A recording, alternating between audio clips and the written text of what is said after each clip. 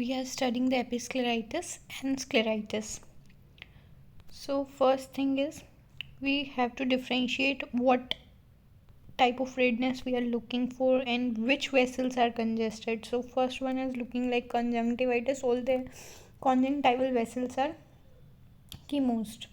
Second picture is looking like episcleritis because the radial vessels are involved, but as we can see that the deeper vessels are also involved, that the deep vascular plexus.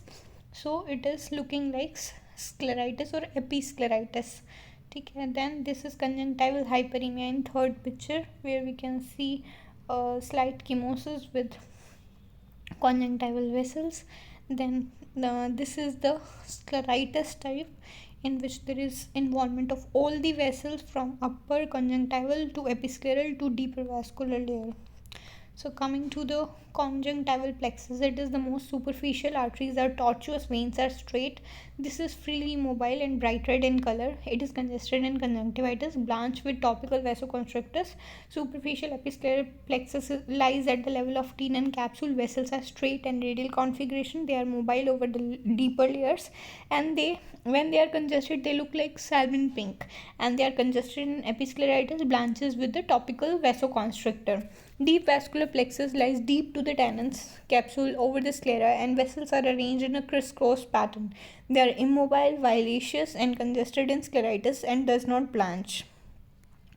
Coming to the scleritis and episcleritis. So in this we can see that the sclera is normal in picture A, and we can see the congestion and dilatation of episcleral vessels only, not involving the deeper vascular plexuses. In B we can see that there is scleritis. There is thickening of the sclera and congestion of the overlying vessels. So the scleritis and episcleritis is important because it can be related to any systemic disease like rheumatoid arthritis, relapsing polychondritis, herpes zoster ophthalmicus, Hansen's disease. So the blood supply is important.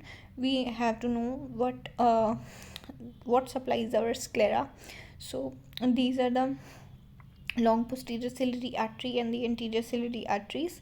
And then coming to the histology of the sclera, so it consists of the tenon's capsule, then episclera, which consists of the blood vessels in the episclera, then scleral stroma is there, which consists of the fibroblast and the collagen tissue. The collagen tissue are irregularly arranged, so that's why it is not transparent. In cornea it is parallelly arranged. In this, collagen fibers are haphazardly arranged. Then comes the melanocytes in the lamina fusca. This is the complete picture of episclera and the sclera.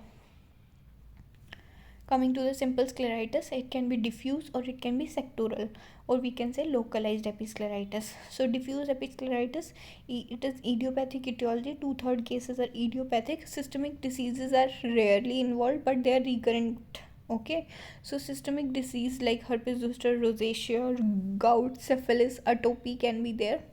So we have to differentiate. So this is a patient that came to us with pain, redness in right eye since 15 days. So the main complaint was pain. So it should be scleritis, not episcleritis.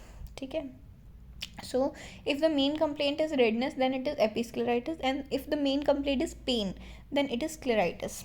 Coming to the nodular episcleritis, the precipitating factors are emotional stress, ovulation, exposure to the airborne allergen, occupational, seasonal, perennial allergy to any food products that can cause nodular episcleritis. So in this section we can see when we form a slit over the nodule, so it will give us a section of raised upper portion suggesting of nodule. Episcleritis is divided into simple episcleritis and nodular episcleritis. Simple episcleritis, we have seen, it can be diffuse or sectoral, and nodular can be having a nodule. So simple episcleritis account for 75% of cases. It reoccur in 60% cases, and it has a short course, whereas nodular have a prolonged course. The preponderance is same in simple, and it is more common in female nodular.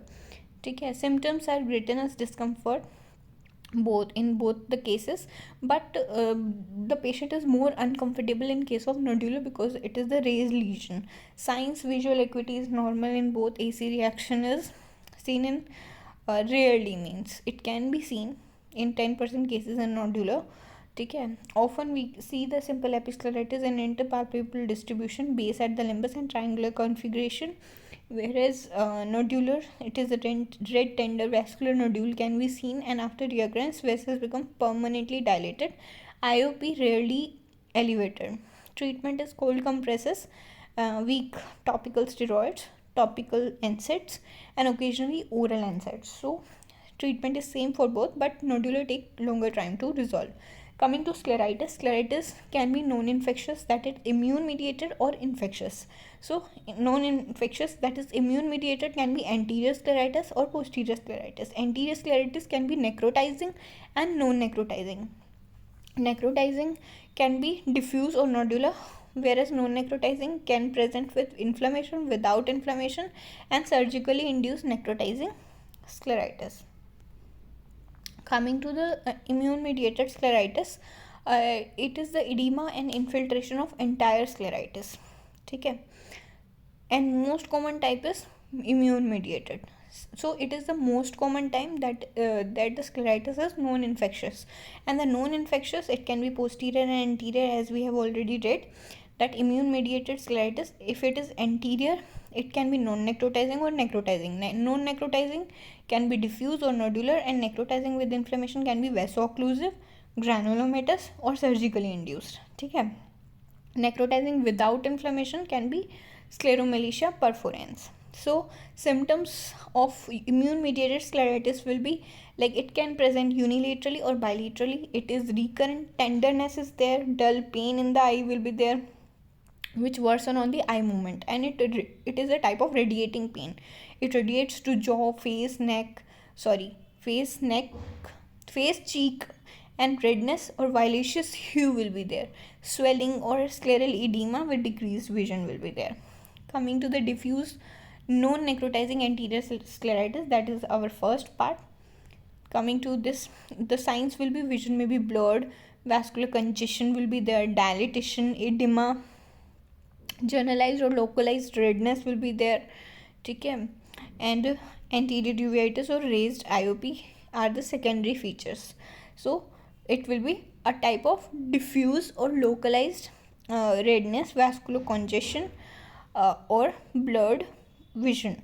Okay, symptoms will be redness, pain radiating to temple or face, discomfort, wake up patient in the morning, and the patient respond poorly to analgesic. If it would have been the episcleritis, the patient must feel some relief, but in case of scleritis, the patient will poorly respond to analgesics. After resolution of the edema, slight hue or gray appearance of will be there because of increased scleral translucency. So it is type of non-necrotizing anterior scleritis. Mechanism is inflammatory cells infiltrate into the episclera and sclera, and this is a non-granulomatous response. There is perivascular distribution of the macrophages, lymphocytes, and plasma cells. Coming to the nodular type, in nodular type non-necrotizing anterior scleritis, signs like it can be single, multiple, deeper blue red color or immobile. Deeper blue red color or immobile nodule can be there. Vessels do not blanch on increased translucency of the sclera, and 10% develop necrotizing disease. Vessels don't blanch on 5% phenylephrine, I guess I have to write there, phenylephrine test. Okay, coming to the more patients, more in the patients having agedo, and symptoms will be increased redness, tenderness, and vision is often reduced. So it is more common in patients of herpes zoster ophthalmicus, nodular type of scleritis, and on early treatment superficial necrosis does not occur. Nodule heals from center, leaving a small atrophic scar.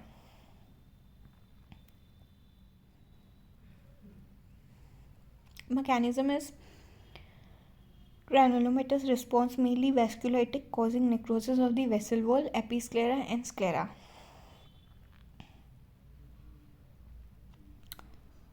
Then coming to the anterior necrotizing scleritis with inflammation. First is the vaso-occlusive type.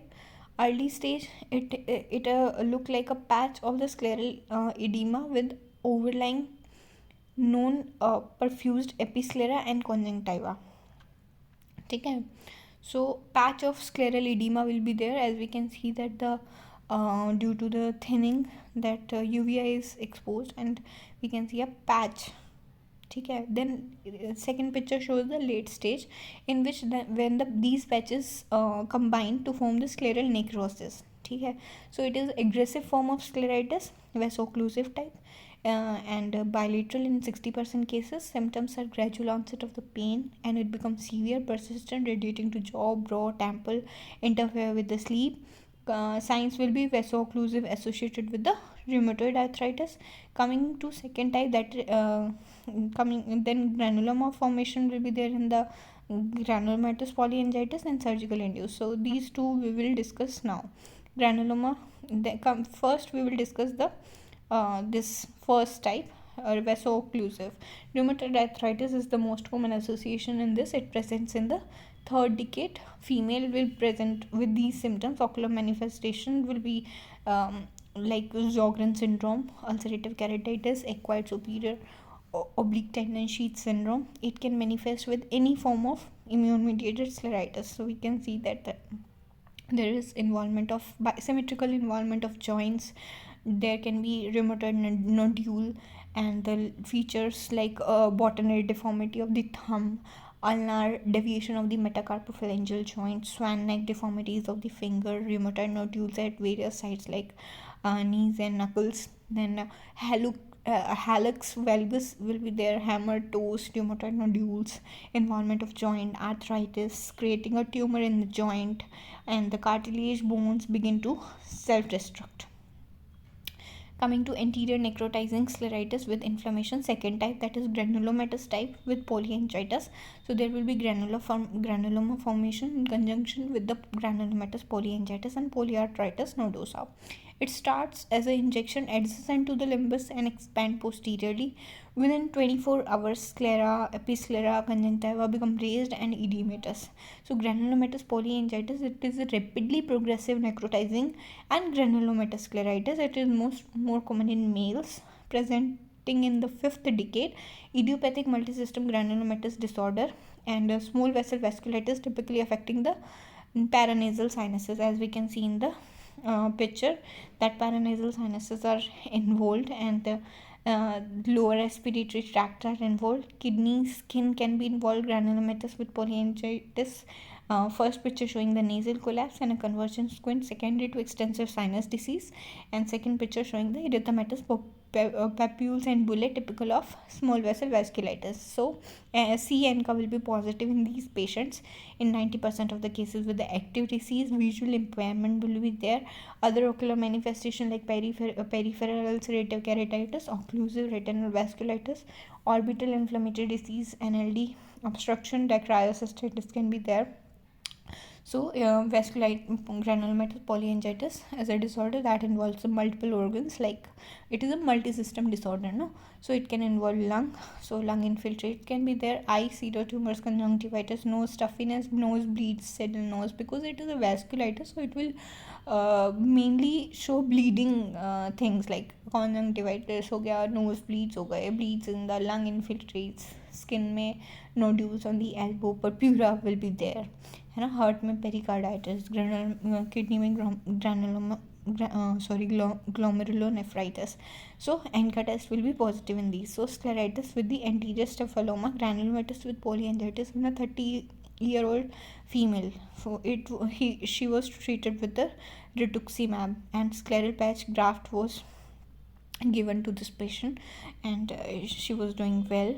Coming to the second picture, it is showing that granulomatous with polyangiitis has progressed, and NCA positive patient, GPA arthritis present in 64-year-old female, stopped her treatment, then methotrexate and steroid. So scleral melting was there, inflammation, cornea was reduced to only 6 mm, leak was there in the sclera. So treatment, IVMP was given, oral prednisolone was given, ठीक है, cyclophosphamide and cyanoacrylate blue was used. ठीक है, after 3 months after this treatment. So the patient visual acuity came to 624 from hand movement, but there was compromise as the wound healed. Okay, so cosmetic deformity was there. Coming to the third type, it is surgically induced necrotizing scleritis. It starts within 3 weeks or longer periods. It is immune mediated.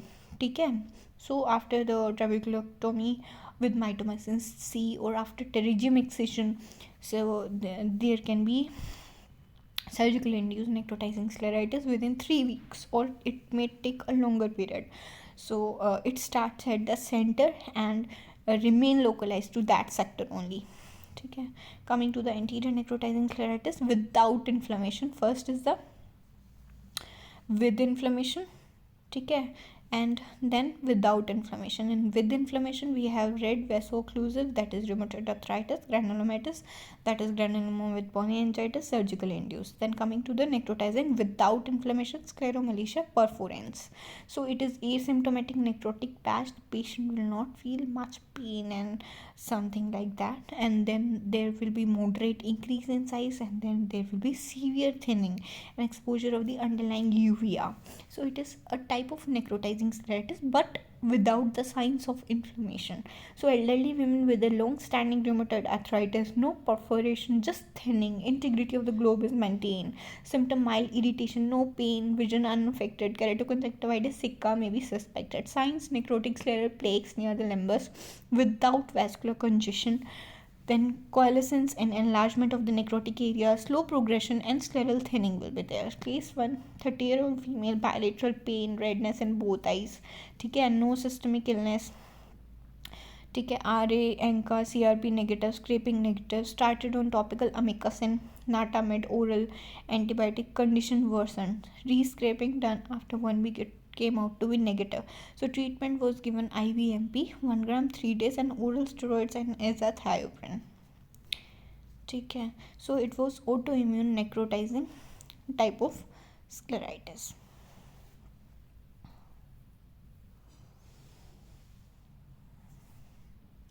Coming to the posterior scleritis,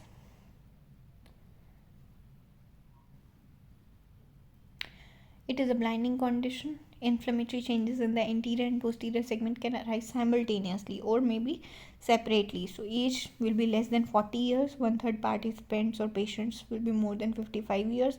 Have associated systemic disease. Symptoms: pain can be moderate to severe. Symptoms can be bilateral in 35% cases. Choroidal folds, exudative RD in 25%. Uveal effusion, disc edema, myositis, proptosis.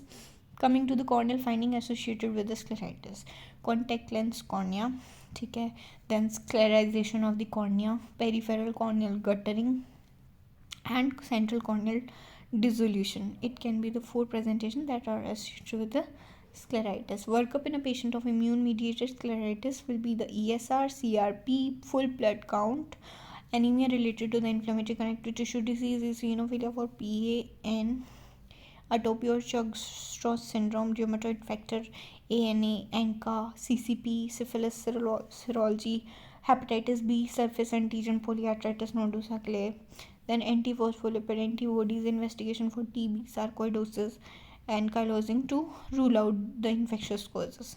So mainly these are ANA, CANCA, and PANCA. Montauk's test, chest x-ray to rule out the infectious causes. Radiological imaging, chest, sinus, joints indicating the tuberculosis, sarcoidosis, Churg-Strauss syndrome, granulomatous with polyangiitis, ankylosing spondylitis. Angiography, fluorescein angiography of the anterior segment help distinguishing the necrotizing disease by presence of non-perfusion and can be used for monitoring. Occlusion is predominantly venular in inflammatory disease and mainly arteriolar in scleromalacia perforans. ICG is the more accurate indicator of disease activity. So FFA or ICG can be performed. Ultrasonography to detect the posterior scleritis, as we have seen that the retinochoroid thickness will be increased. Biopsy in resistant cases when the infection is suspected.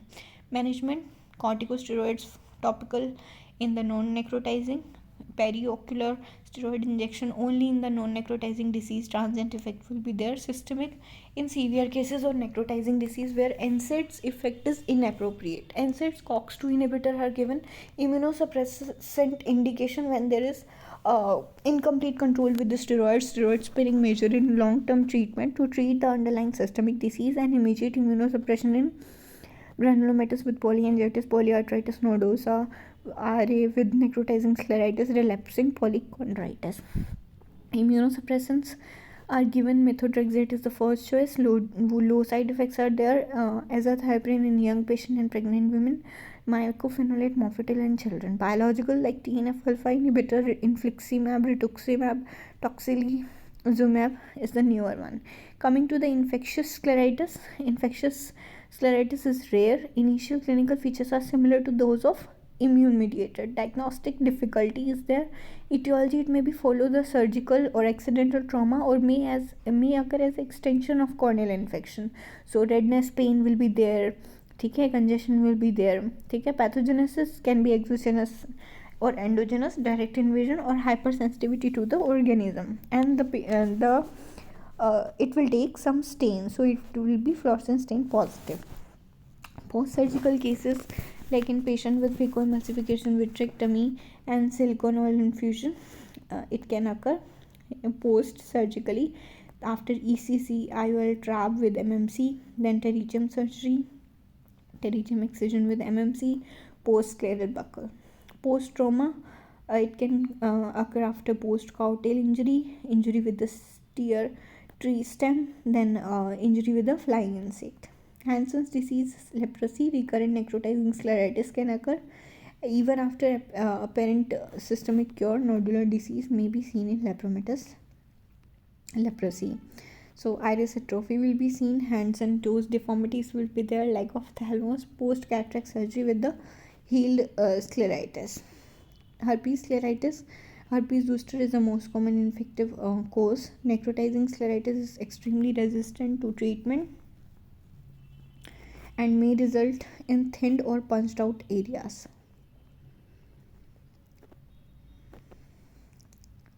So these are the Candida albicans, fungal causes, Pseudomonas aeruginosa, nocardia. Then coming to tuberculous scleritis, it is rare and difficult to diagnose, but in India it can be common because TB is very prevalent here. The sclera may be infected by direct spread from local conjunctival choroidal lesion or may commonly by hematogenous spread.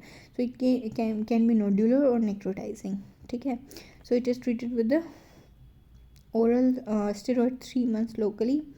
Then so this is not the picture for the tuberculous scleritis. We cannot treat with steroids, so this is something else. This is wrongly pasted here. Syphilitic scleritis. Syphilis, diffuse anterior scleritis may occur in secondary syphilis, and occasionally scleral nodules may be a feature of tertiary syphilis. Interstitial keratitis, RPR TPHA will be positive. Syphilitic interstitial keratitis looks like this. So there is interstitial keratitis involving the cornea and the scleritis. When we treated it, there will be haze in the cornea, for which we perform PK. So fungal scleritis, Aspergillus flavus. So we treated with the antifungus, but the patient integrity of the globe is maintained, but the patient was NPL. Workup of infectious scleritis, we have to go for the scleral scrapings in case of suspected scleral necrosis, corneal scraping in case of keratitis, for gram staining, Giemsa staining, acid fast staining, culture on the chocolate agar, sebrodextrose agar, tissue biopsy, large abscess, infected scleral band. When smears cultures are negative, scleral deroofing, Montauk's or syphilis serology. Management, broad spectrum fortified antimicrobial therapy. History of organic trauma, start antifungals. Based on the culture and smears, we decide our treatment. Surgical debridement or irrigation with 2.5% betadine or with broad spectrum antibiotic antifungals. Tectonic procedure like AMG or tectonic patch graft.